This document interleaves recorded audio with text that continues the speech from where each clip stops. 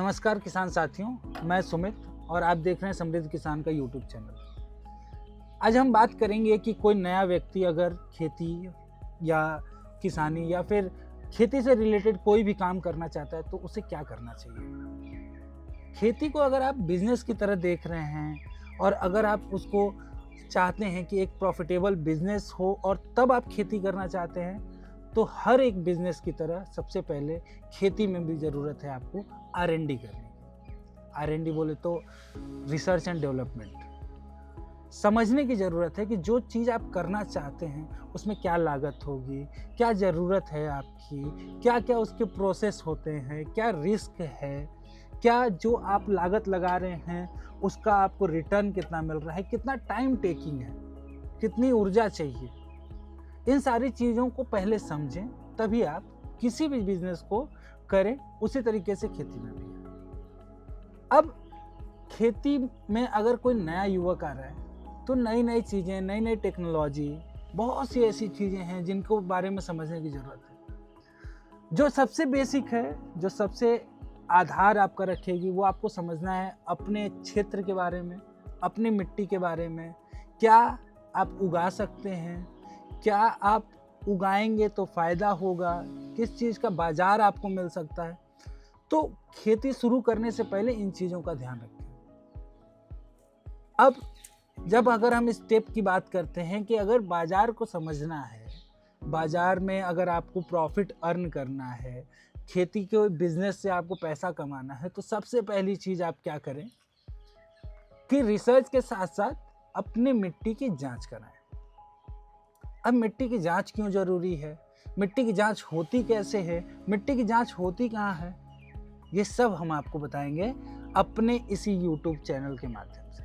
तो आप हमारे साथ जुड़े रहें, सब्सक्राइब करके रखें, बेल आइकन दबा लें, ताकि हमारी जो भी जानकारी की बातें आती हैं, जो हम वीडियोस बनाते हैं, वो आप ही लोग के लिए बनाते हैं। अब मिट्टी की जांच की अगर बात कर रहे हैं तो मिट्टी की जांच से क्या पता चलता है हमको कि हमारी मिट्टी कैसी है, मिट्टी में क्या क्या न्यूट्रिएंट्स हैं, मिट्टी में क्या कमी है, मिट्टी में कौन सी फसल बेहतर हो सकती है। ये सारी चीज़ों के बारे में आपको जानकारी मिलती है। इसके ऊपर हम अभी आपके सामने जल्द ही डिटेल्ड वीडियो लेकर के आएंगे। इसके साथ साथ मिट्टी की जांच के बाद जो अगला स्टेप आता है वो यह आता है कि जब आपने मिट्टी की जांच करा ली, जो कमी है उसको दूर करने के भी उपाय उस रिजल्ट में लिखे होते हैं। साथ साथ ये भी लिखा होता है कि कौन सी फसल के लिए उपयोगी है आपकी मिट्टी। तो उसके बाद आता है फसल का चुनाव। पारंपरिक तरीके से अगर आप चलेंगे तो पहले मिट्टी की जांच नहीं होती थी, ज़्यादा से ज़्यादा धान, गेहूँ, दलहन तिलहन पे लोग निर्भर थे। लेकिन आज के दौर में आपके पास ज्ञान के बहुत से स्रोत हैं। तो अगर आप बात धंधे की कर रहे हैं तो आप कैश क्रॉप पे जाइए। कैश क्रॉप जो है, अगर उनको आप खेती कर रहे हैं तो एक टेक्निक का इस्तेमाल कर सकते हैं। जब आप चुनाव कर रहे हैं अपनी फसल का, तो उस समय आप अपनी फसल में चुनाव कर सकते हैं मल्टीपल क्रॉप का। अब मल्टीपल क्रॉप को करने के भी कई तरीके होते हैं। मल्टीपल क्रॉपिंग में फसलों का पैटर्न कैसे चुनते हैं, मल्टीपल क्रॉपिंग करने से क्या फ़ायदे होते हैं, मल्टीपल क्रॉपिंग क्या होता है, इसके बारे में भी हम आपको डिटेल वीडियो लेकर के आएंगे। अब आपने क्रॉप सेलेक्ट कर लिया, अब आपने फसल सेलेक्ट कर ली, उसके बाद का स्टेप आता है उस फसल को अच्छी तरीके से करना, उस फसल के अच्छा मैनेजमेंट करना, ताकि आपको अधिक से अधिक हार्वेस्ट मिल सके। उसमें ही आपका जल मैनेजमेंट आता है, वो इरिगेशन का मैनेजमेंट आता है, आपका खाद और कीड़े और जितने आपके वीड्स हैं उनका मैनेजमेंट आता है।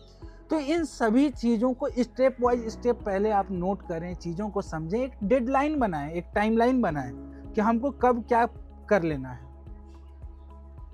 तब जा कर के जब आप अपना हार्वेस्ट देखेंगे तो आपको समझ में आएगा कि जो इन्वेस्टमेंट मैंने लगाया या लगाई,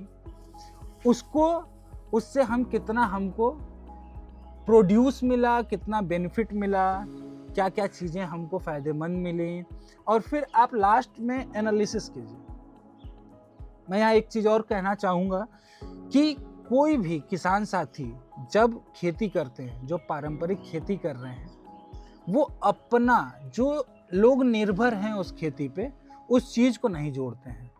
अगर 2 लोग निर्भर हैं तो रोज की अगर बेसिक मजदूरी से भी अगर जोड़ें तो 800 रुपए तो मजदूरी हो गई उनकी, क्योंकि निर्भरता है उस पर। इस चीज को नहीं जोड़ते हैं। जमीन का हम दोहन कर रहे हैं। जब भी हम खेती कर रहे हैं तो कहीं ना कहीं जमीन का इस्तेमाल कर रहे हैं। अगर आप ये सोचिए कि अगर उस जमीन को आप किराए पे देते तो 15,000 रुपये अगर बीघे भी आपको जमीन का मिलता तो 1 एकड़ का आपको आराम से 22-23 हजार रुपये मिलता। तो उस चीज को भी जोड़िए। जब आप फसल के पूरा होने पे, फसल को काटने के बाद, बेचने के बाद जो पैसा आ रहा है तो उसमें आप ये जोड़िए कि आपकी लागत में आपकी ज़मीन का किराया कितना लगा, जो 2 लोग या 1 इंसान उस पे पूरे साल निर्भर है, उसकी निर्भरता का मूल्य कितना हुआ। उसके बाद जो भी उसमें चीज़ें आप डाल रहे हैं, बीज, खाद, पानी, जो भी चीज़ें, उसका एकदम एक्यूरेट कैलकुलेशन कीजिए। और फिर जो आपने हार्वेस्ट किया, जो बेचा, जो सामान आपने बेचा, उसका जो दाम आपके पास आया, जो रिवेन्यू जनरेट हुई, उसमें से उसको घटा दीजिए।